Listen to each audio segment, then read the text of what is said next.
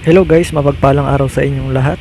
Today's video, nasa tricycle ako, nag-arkila ako ng tricycle at ako ay pupunta sa DSWD sa bayan at ako ay hihingi ng tulong para magkaroon ng isang upuan na may gulong, office chair, or ang tawag sa iba ay computer chair. So dahil yung aking ginagamit na office chair ay sira na yung gulong at ilang beses na rin ako bumabagsak sa sahig dahil yung aking office chair, yung gulong natatanggal na kaya tumatagilid na siya. So minabuti ko na humingi na ng tulong dito sa aming DSWD.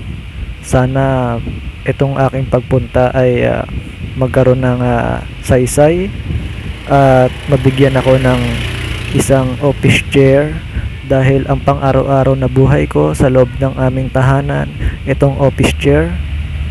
So ayun guys, ako ay bubuhati na at narito na kami sa harap ng opisina ng DSWD at ito na, ako ay papasok na. So sana merong kumausap sa akin at para makahingi ako ng office chair. So guys, wait lang ha, kakausap muna ako. 20 minutes later. At so ayun guys, negative. Wala daw silang budget para sa office chair. So ibig sabihin, hindi ako magkakaroon ng office chair. So yari na. Mahihirapan na naman ako magpunta ng CR at mag-abot-abot ng mga pagkain.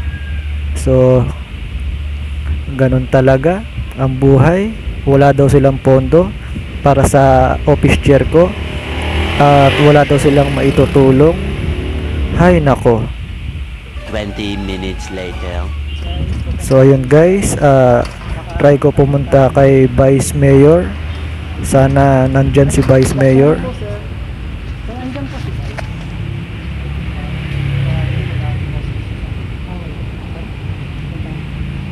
Salamat po. Salamat po. At ayun guys, wala daw si Vice Mayor. Uwi na lang ako. Thank you for watching.